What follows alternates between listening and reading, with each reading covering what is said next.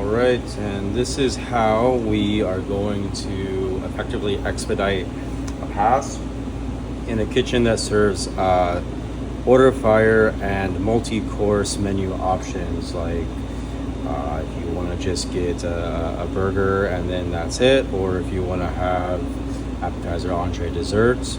This is a good way to understand how to best push the service, stay organized, speak with the front of house, back of house, and understand what's going on all around. What you'll need is your ticket rail, you'll need a Sharpie, and you will need your ticket spike, and you will need a bunch of tickets that are coming right out of the printer. So these are a bunch of test tickets that I made up for this exercise. The key to this exercise and to a successful expediting service is looking at the minutes of the hour. The minutes of the hour is what we really need to be paying attention to, and I'll explain why. Everything in this process has a purpose. So these tickets have just come in. I have 4 tickets here. I'm going to stack them on my ticket rail in chronological order. I like to go right to left. You can go left to right. That's up to you in your operation. But for this exercise, we're just going to do right to left for this example. So as you can see, I have 12:20, 12:21, 12:22. Yes, it is past midnight here. And 12:22 again. Whenever I get a new ticket, what I do is I make sure that it is in chronological order of the ticket before. And I believe that the less markings on a ticket, the better. But you need to have a few to align yourself with your service. The less is more, but you still need to have some. So what I'm going to do is, I know that this appetizer is already fired, but I'm going to draw a course line through here with my Sharpie. I'm going to draw a course line through there, and then at the very, very bottom, one last line. I'm going to look up at the top, and it says table number 1, so I'm going to draw a number 1 there. Do the same thing here. Course line, course line, course line, table number 2. Over here, even though it's just one course, I'm going to be consistent in my habits, and I'm going to draw the course line, table 3. Same thing here, course line, table 4. I tell my kitchen, okay guys, order in 2 sucrine lettuce, followed by 2 tostones rellenos. Fire a jerk burger medium rare, tuna tartare, sucrine lettuce, tostones rellenos. As they work on the ticket and it comes out, let's say 10 minutes go by and it's now 12:30, and the 2 lettuces walk at 12:30. So I'm going to write the minutes of the hour like that. As soon as I put that number on that course line, that means those 2 plates have left the kitchen and are walking towards the table. Right after that, this course is up, and I call for the server, service please, table 2, seat 1 tostones, seat 2 tostones, and that's gonna walk at 12:31. Now I have 30, 31, jerk burger, medium rare, tuna tartare, service please, table 3, and that walks at 12:32. Take it, it's out, and I stab it on my ticket spike here, and I try to keep the base of the ticket equal with the base of all the other tickets that are already on the spike. I'll explain why later. 30 and 31, tables 1 and 2, they go to the back of the line. Reshuffle, back of the line, because we're looking at the minutes of the hour.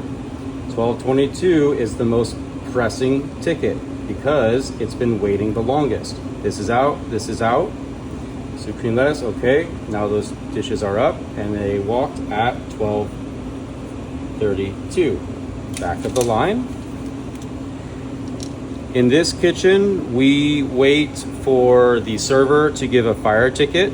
I also start a timer and I watch the clock for about 10 minutes. If 10 minutes goes by, I will tell my cooks to fire the next course. Usually within that time, I will get a fire ticket. Some kitchens want to use 8 minutes, some kitchens want to use 12 minutes. That's up for your operation to decide, but for this exercise, we're sticking with 10 minutes. That's what we practice here currently, and it works out okay. 10 minutes go by, it's now 12:40. Hey guys, kitchen, fire grilled bass, fire chicken breast esquites, fire grilled bass, chicken breast esquites. It's gonna take some time for it to come up. I make sure my tickets are all lined up. 2 grilled bass are plated. I call service please. Food runner comes and picks up the plates, runs out the 2 grilled bass to table 1 at, let's say, 12:45. All right, the hour and the minute that it walked. This goes to the back of the line. Shuffle your tickets up. The next ticket comes up to chicken breast and esquites. Comes up, service please. The food walks. I mark it at walking out to the table at 12:46. Back of the line. This is where it might get a little confusing, but remember, we're just looking at the minutes of the hour. This is 32 minutes past the hour, which means this is the most pressing course. This is the most urgent course.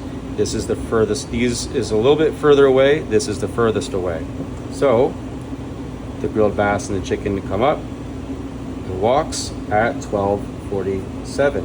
Back of the line. 10-minute timer has been starting on this, and that. Shuffle my tickets all the way to the front. Now I'm waiting for a fire ticket. I get the fire ticket in about 10 minutes. I communicate with my cooks. Hey, get ready. We have 2 arroz con leches. We have 2 key lime templeques, and we have 1 key lime arroz con leche on deck. That's 3 arroz and 3 templeques all day on deck. Get ready, guys. It's coming. Get a fire ticket. Fire 2 arroz con leches and fire 2 key lime templeques. I haven't got a fire ticket for this one just yet. 10 minutes go by, I get the arroz con leches, I ask for a service please, and it walks at, let's say, 12:57. Now this ticket is done. So I take it and I fold it in a way that allows me to continuously see the table number at the very bottom, and I'll explain why later. I fold it and I stab it centrally and evenly on the spike as cleanly as I can, trying to get the bottom edge of all of these tickets to line up. Again, I'll explain why in a minute. Next ticket comes up, key lime templeque, service please. 2 key lime templeque, seat 1, seat 2, table 2, walks out, let's say at 12:58. This table is now done. Fold it in like so, the way we did just the one before. Stab it on the ticket spike evenly. Next table is up. Key lime, arroz, table 4 please, and that goes at, let's say, 12:59. This ticket is now done. And I fold it nicely and I say clear the board. Good job, everybody. Now I have my very nice clean stack, and it's important that we keep this tidy, and I'll explain why right now. Why we have everybody down here, all the lines down here, and all the table numbers written at the bottom as opposed at the top. Top of the ticket you have number 37, you have some red letters, 1222, server, a name, a tab, a table number, fire. There's a lot of information right here, and it's up to the expediter to pick out what's important. My eyes personally get confused when I see all these letters. So I read the ticket, I draw my course lines, I know what's on the ticket, and I write it with my hand on the bottom with a 4, and that creates a a practice where I know what's on that ticket, I know what table it is, I recognize my own handwriting before I recognize the computer's. It's easier for me to make a mental link between myself, the service, this ticket, the cooks, the table, and the server if I just do a little bit of marking on the ticket like that. If there's a confusion in the middle of the service, how long on table 2? How long on table 3? We're waiting for our jerk burger. What's going on? I go, oh, well, I think that already walked. Let's look at the tickets. Because I lined up the bottom so nicely like this, I can flip through easily to find table 3 right there. As opposed to shuffling through like this, all of this madness. I can just find easily my table 3. And because even though it was a single course, I can say, no, it walked at 32 minutes past the hour. It's record keeping that we are looking for here. This stack of tickets tells the story of our service. And if there's ever a question or a mistake, it's easy to find it if you stay organized in this way. This is how you expedite service cleanly and neatly. I hope this helps you. It's up to your operation to decide whether or not you want to do tickets from right to left, left to right. And it gets more complicated if you have a double-sided pass and if you're sharing your tickets with your cooks. Basically, you have to train your cooks to use the same practices you have, which puts a bigger load on them. But that's, again, up to your operations. This is how we do it here, and it seems to work out okay. This helps.